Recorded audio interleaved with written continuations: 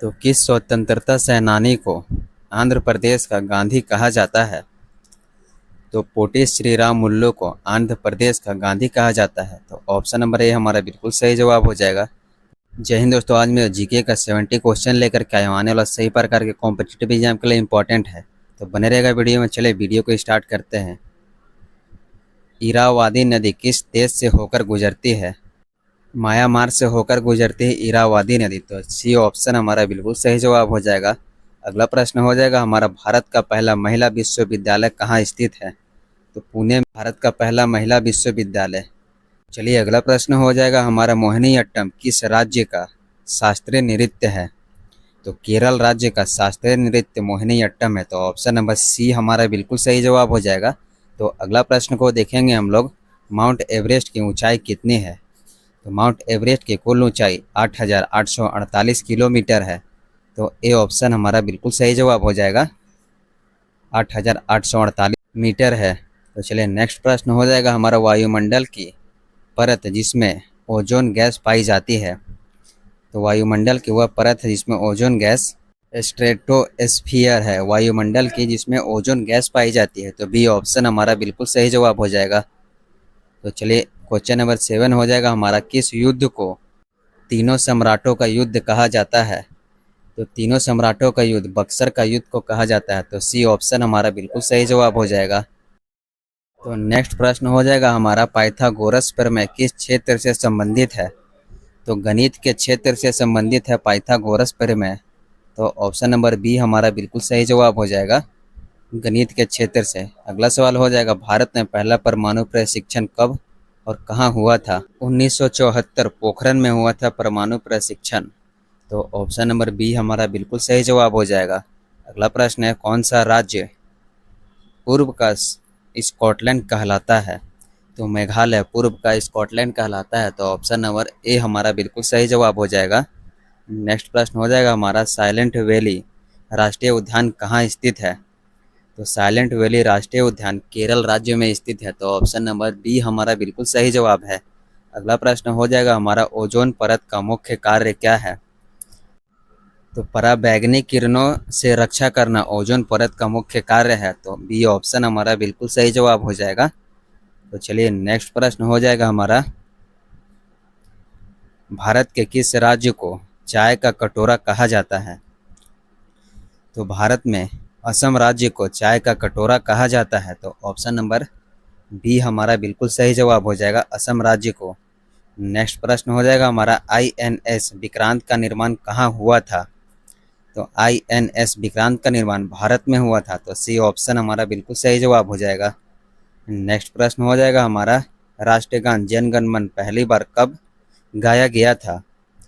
तो राष्ट्रीय गान जन गण मन 1911 इसमें पहली बार गाया गया था। तो सी ए ऑप्शन हमारा बिल्कुल सही जवाब है। चलिए नेक्स्ट प्रश्न हो जाएगा हमारा, विश्व का सबसे बड़ा लोकतांत्रिक देश कौन सा है? तो भारत विश्व का सबसे बड़ा लोकतांत्रिक देश है। अगला सवाल हो जाएगा हमारा, कालीबंगा किस नदी के किनारे स्थित है? तो कालीबंगा घग्गर नदी के किनारे स्थित है। तो ऑप्शन नंबर सी हमारा बिल्कुल सही जवाब हो जाएगा। अग्निपथ योजना किससे संबंधित है? तो युवाओं को सैन्य भर्ती से संबंधित है।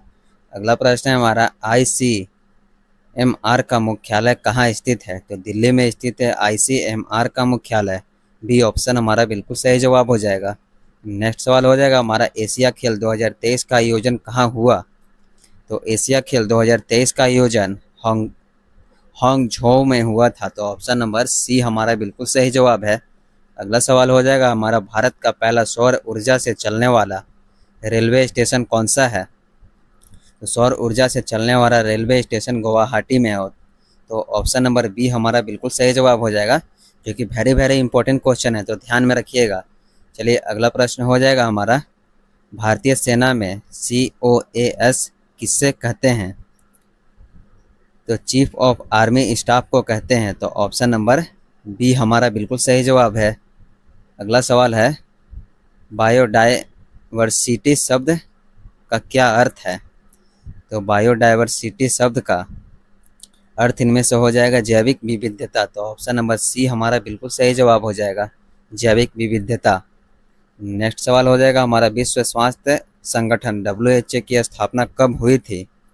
तो WHO की स्थापना सन 1948 ईस्वी में हुई थी, WHO की स्थापना।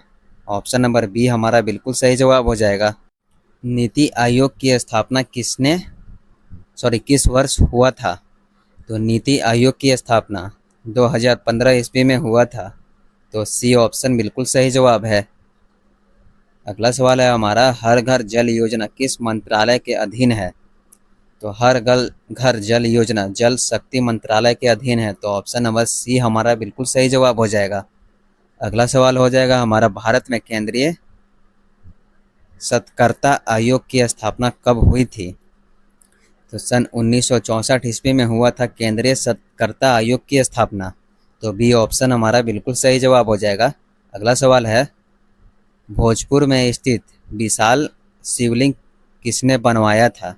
तो राजा भोज ने बनवाया था, तो ऑप्शन नंबर बी हमारा बिल्कुल सही जवाब हो जाएगा।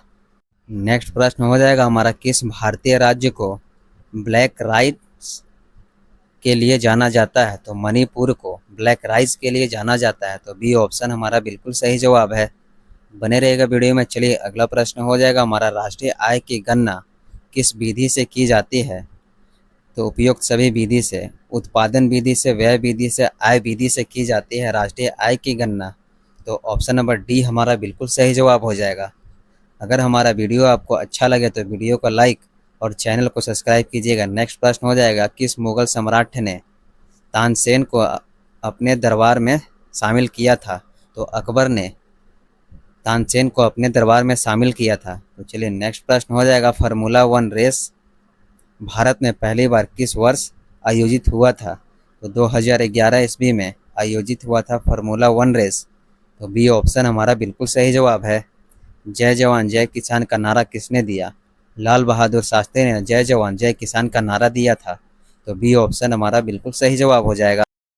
तो चलिए अगला सवाल हो जाएगा हमारा, भारतीय क्रिकेटर टीम का पहला कप्तान कौन था? तो भारतीय टीम का पहला कैप्टन CK नायडू था, तो ऑप्शन नंबर बी हमारा बिल्कुल सही जवाब हो जाएगा, CK नायडू। नेक्स्ट प्रश्न हो जाएगा, राष्ट्रीय गान जन गण मन के रचयिता कौन है? तो जन गण मन के रचयिता रविंद्रनाथ टैगोर हैं, तो ऑप्शन नंबर बी हमारा बिल्कुल सही जवाब है। नेक्स्ट प्रश्न हो जाएगा हमारा, भारतीय सेना का प्रमुख मुख्यालय कहाँ स्थित है?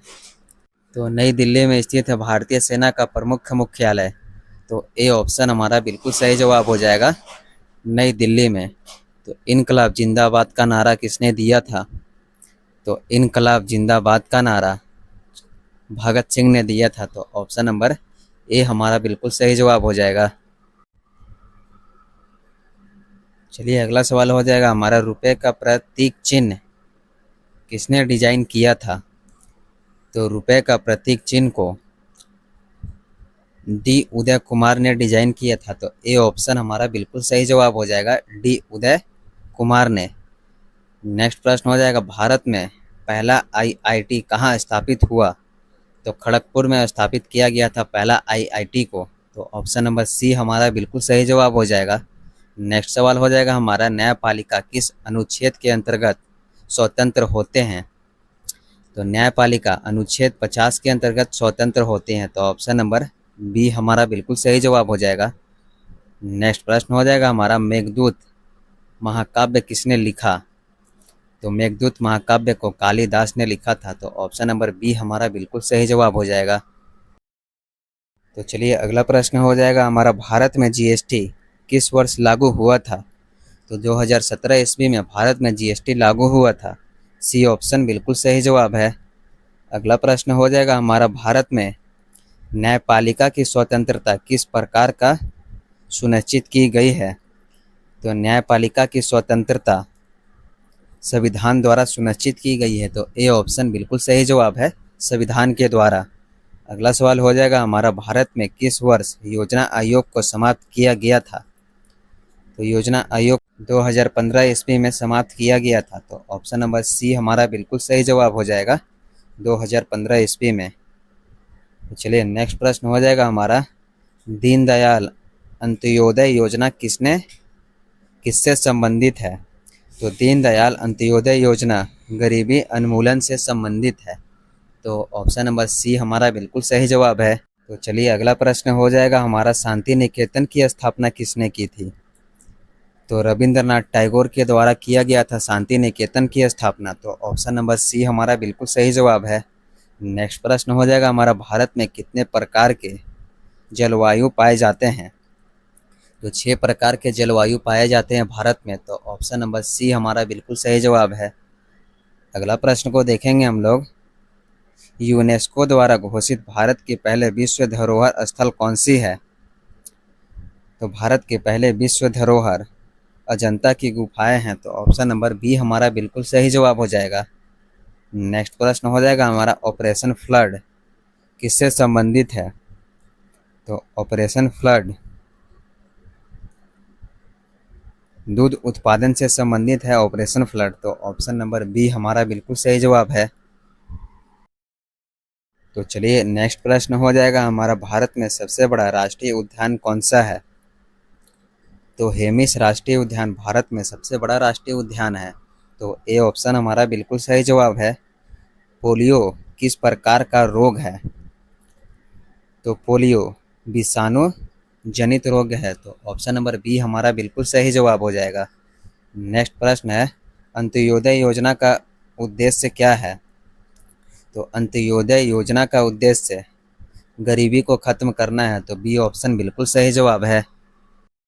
तो चलिए अगला प्रश्न हो जाएगा हमारा, किस स्वतंत्रता सेनानी को लोकमान्य का उपाधि मिला है? तो बाल गंगाधर तिलक को लोकमान्य का उपाधि मिला है। तो ऑप्शन नंबर सी हमारा बिल्कुल सही जवाब हो जाएगा। अगला सवाल है हमारा, काजीरंगा राष्ट्रीय उद्यान किस राज्य में स्थित है?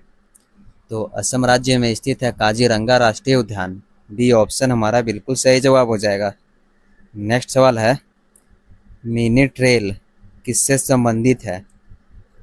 तो मिनी ट्रेल रेलवे से संबंधित है। तो ए ऑप्शन हमारा सही जवाब हो जाएगा।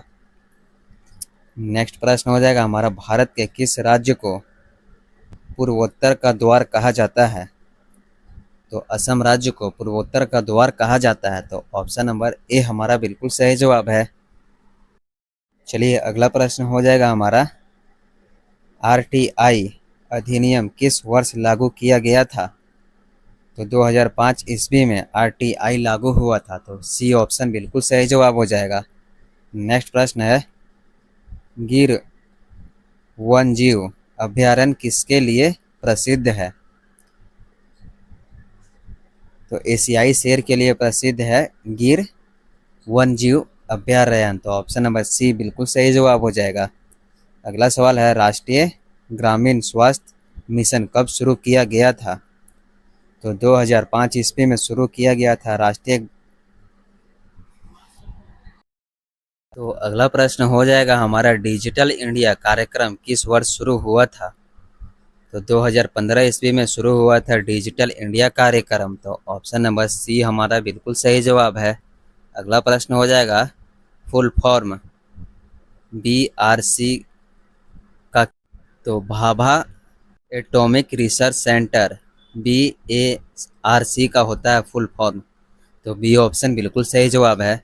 अगला प्रश्न है, किस धातु का गलनांक सबसे अधिक होता है? तो टंगस्टन का गलनांक सबसे अधिक होता है। तो बी ऑप्शन हमारा बिल्कुल सही जवाब हो जाएगा। अगला प्रश्न है, किसने तूफानों के बीच एक द्वीपक पुस्तक लिखी थी?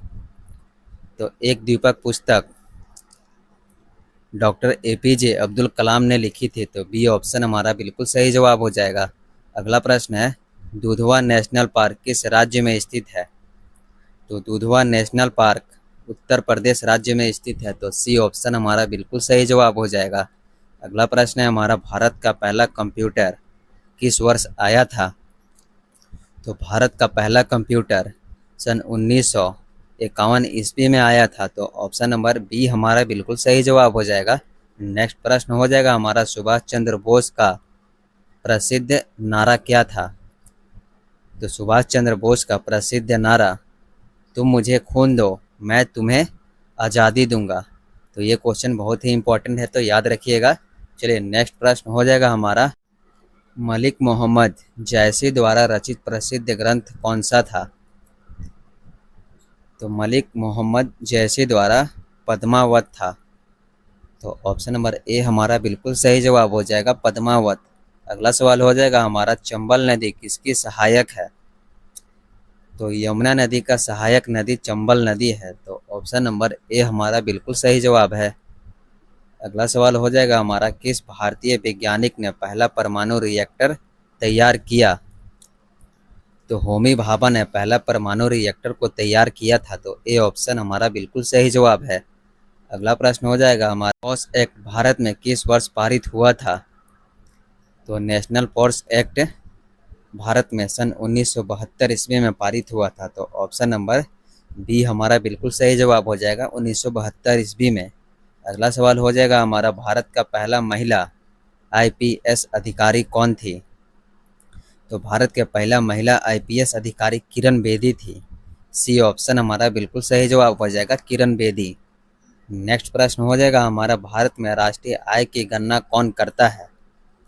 तो भारत में राष्ट्रीय आय की गणना राष्ट्रीय सांख्यिकी कार्यालय के द्वारा किया जाता है। तो सी ऑप्शन हमारा बिल्कुल सही जवाब हो जाएगा। अगला सवाल है, भारत में किस वर्ष पंचायती राज व्यवस्था की शुरुआत हुई थी?